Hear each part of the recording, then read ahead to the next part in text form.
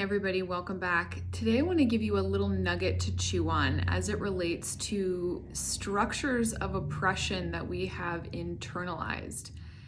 It is literally impossible to be developed and steeped into a culture and a world that is literally built on oppression without internalizing and adopting those very dynamics. However, the ways in which we adopt those may not be something that we've really considered maybe from this lens before. So I want to say that this spark was really inspired by my dear friend Natasha Haddad, who I met a number of years ago.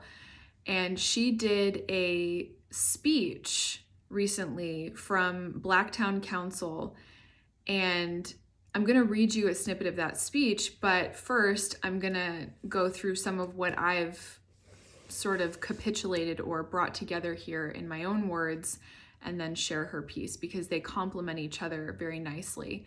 Now, it's sort of a two-parter what sparked this, because I had just done a session with somebody yesterday around the inner people pleaser, and the way that we look at, we'll get to that. You'll see what I'm talking about when I go through what I've written down here. But this person basically was feeling very oppressed in a lot of ways by this internal people pleaser because they felt like it was preventing them from shining, from being their most empowered and confident self and just saying and being really the truth of themselves, the core of themselves. So I hope that this all comes together nicely for you.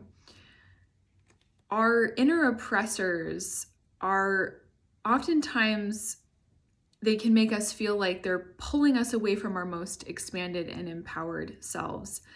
But I can promise you that's not how they started out. They started out as people pleasers, controllers, managers, inner critics, and perfectionists. They started off as protectors. But what we know is that all protectors, primary selves, and primary aspects of self are born out of vulnerability and grow from vulnerability left uncared for. They grow larger over time and continue to manage or cover the vulnerability. And pretty soon, new vulnerabilities are born. These new vulnerabilities are often what make us feel stunted or dull or like we're not really growing. So we have these primary selves that are born out of vulnerability, like I was saying, that's not being taken care of because we weren't given the tools of how to actually take care of those. The people around us, when we were at the age where we were not able to actually do that for ourselves, we weren't shown how to do it, and the people around us were not demonstrating or modeling that for us. So what happens is, as an adaptive strategy, we develop these protective selves which work until they don't work anymore. It's something that's adaptive until it becomes maladaptive. And when it becomes maladaptive, it's sort of like this Band-Aid that we put over a cut that at one point maybe was a cut, and then that cut turned into a broken arm, and we still have this Band-Aid that we're using to try to hold a broken arm together.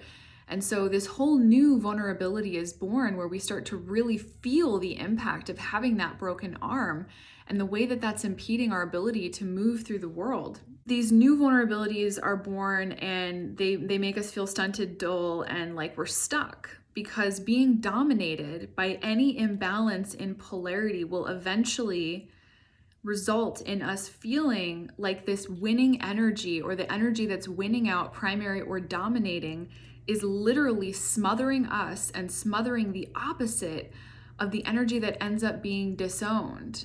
So let's think about what it is that we do to cope, what that primary self, let's say that it's a perfectionist.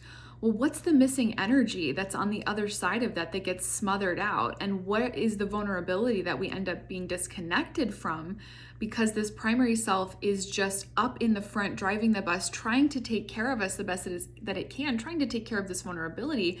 But in fact, the vulnerability doesn't really get taken care of in the way that it needs to by our more expanded consciousness, right? We're still running on the toolbox that's sometimes decades old.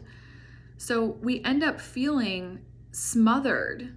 We end up feeling the smothering of the opposite or missing energy. And that smothering that we feel is coming from literally having had to disconnect from core aspects of ourselves that were not going to help us survive at the time, but that we absolutely need back in order to fully be integrated and move through the world as an integrated being, to move through the world really as somebody who radiates the core of what we really are. So we end up feeling sabotaged or oppressed. However, be grateful for this feeling of oppression, because it is oftentimes this feeling of being smothered, stunted, suffocated, or dull that is the call for us to come back into balance.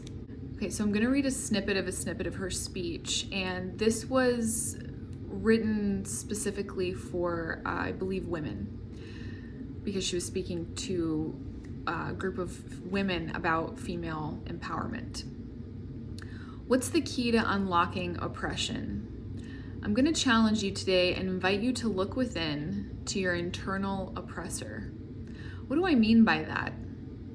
I mean to look within at the part of you that's blocking your own expansion and empowerment, because oppression isn't just coming from out there, it's in here too. The internal oppressor, the voice within that says, don't say that, you'll be judged. Who are you to lead? You can't show up like that. You don't have the confidence they have. You know you don't know enough. The internal part that reaches up and grips you and causes you to swallow your words, making your beautiful wisdom that wants to be expressed feel like poison as you suppress it and swallow it down. I can't say that. The places within the deep recesses of your mind that whisper, you are not good enough. We've all experienced that at some point. You can feel how familiar that is. One of the biggest oppressors to feminine empowerment lives within our own minds. It's the toxicity, fear, and doubt within us that hold us back the most. What would we do? What would you do if you were not afraid? Driven by love instead of fear. And I'm going to add in here, driven by your own soul and spirit instead of fear. Driven by inspiration instead of giving into your internal oppressor. And then she goes on to talk about creating a foundation to become aware of these things so that we can start to shift them. So when I said in the beginning that we adopt these structures and that they take on different forms, they take on the form of these internal primary parts that had to learn how to adapt in a world where we felt like we were not going to be able to be ourselves or get our needs met. And so much of what we're fed from such a young age is just a bunch of recycled garbage that is literally designed to make us feel like what and who we are is never good enough. Because if you really believed that you were good enough, if we were all truly empowered and remembered who we were, do you think that I could sell you a product? Do you think that I could continue to pump yourself full of whatever it is that I was trying to sell you to continue to make my money carousel go round and round? Abso-fucking-lutely not. Another thing is, do empowered people just give away their authority to other people? Do they just sit back and act like life is happening to them and sort of just accept whatever the status quo is? No, empowered people are critically thinking beings who look around and see what does not make sense, and then they're leaders. They step up to make a difference and do something other than what everybody else is doing if it doesn't make any fucking sense.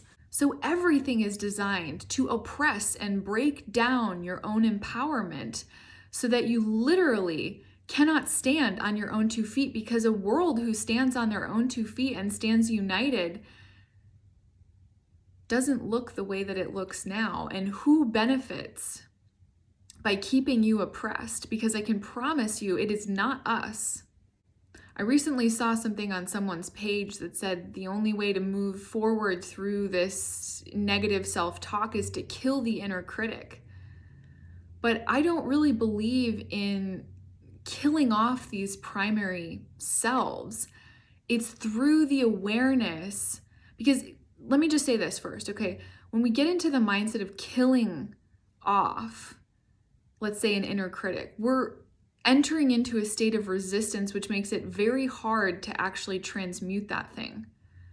The inner critic, we have to understand and pivot our awareness. What is vulnerable?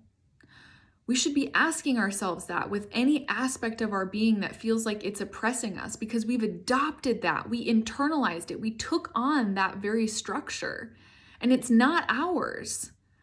So what's actually vulnerable underneath that we had to create that structure unconsciously to try to protect ourselves and to try to survive? If we can target that vulnerability and take care of that from our actual place of expanded awareness, we don't have a need for that inner critic to do what it's doing. And there is always an exalted form of those primary parts. It's like taking a homeopathic little droplet of that. Like, what would be a homeopathic droplet dose of a perfectionist? It would be someone who cares about quality, somebody who cares about excellence. What would be a homeopathic dose of a people pleaser? It would be somebody who cares about other people's feelings and has the ability to scan a room and understand how what we're doing and saying has an impact on the people around us. So we don't kill it.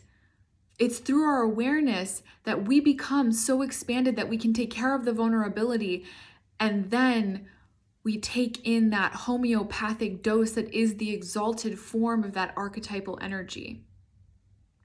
So this month, and you're going to see it on my page in the next post or two, I'm doing a workshop on dismantling the predator-prey structures that we've adopted from within, because we have both the predator and the prey. And I'm going to be approaching this from a physiological, an energetic, an emotional, and a psychological perspective. And with my workshops, there's a lecture in the beginning where I discuss the actual content, and then always a demo in the second half where I do live with a person. You'll have the opportunity to actually see or experience firsthand dismantling these structures from within. So with that, I will leave you. Maybe watch this again. There might be something that you can get out of it the second time. I hope you're all doing well, and I will see you soon.